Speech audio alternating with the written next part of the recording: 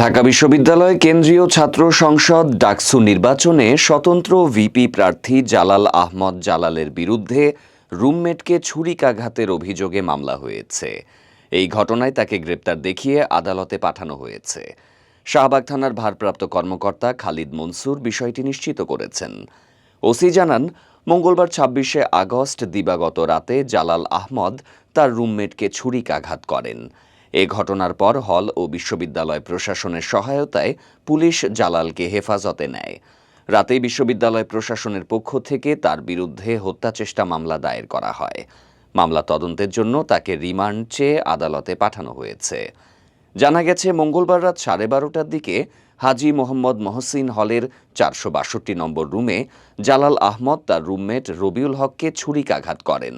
আহত রবিউল হক 2018-19 সেশনের রাষ্ট্রবিজ্ঞান বিভাগের শিক্ষার্থী এবং বর্তমানে ঢাকা মেডিকেলে চিকিৎসাধীন আছেন। আহত রবিউল হক বলেন, জালাল রাতে হঠাৎ রুমে এসে লাইট জ্বালিয়ে অযথা শব্দ করতে থাকে। এতে তার ঘুম ভেঙে যায়।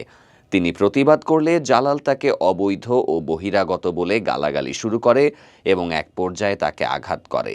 ঘটনার পরপরই বিশ্ববিদ্যালয় প্রশাসন জালালকে পুলিশে সোপর্দ করে। হাজী মোহাম্মদ মহসিন হলের প্রাধ্যক্ষ ডক্টর মোহাম্মদ সিরাজুল ইসলাম জানান, এ ধরনের নৃশংস কর্মকাণ্ডের জন্য তাকে হল থেকে বহিষ্কার করা হয়েছে। তার ছাত্রত্ব বাতিলেরও ব্যবস্থা নেওয়া হবে। বিশ্ববিদ্যালয়ের প্রক্টর সাইফুদ্দিন আহমদ বলেন, জালালের বিরুদ্ধে আগে থেকে একাধিক অভিযোগ ছিল, তবে আজকের ঘটনার পর পূর্বের সব অভিযোগ খতিয়ে দেখা হবে। তিনি আরও জানান, এই ঘটনায় আসন্ন ডাকসু নির্বাচনে কোনো প্রভাব পড়বে না। এদিকে এই ঘটনার পর হাজী মোহাম্মদ মহসিন হলের শিক্ষার্থীদের অনেকে প্রাধ্যক্ষের পদত্যাগের দাবি জানিয়েছেন। এ বিষয়ে প্রক্টর বলেন, শিক্ষার্থীরা যদি পদ্ধতিগতভাবে তাদের দাবি উপাচার্যের কাছে পেশ করে, তবে তাদের দাবির বিষয়ে যথাযথ ব্যবস্থা নেওয়া হবে।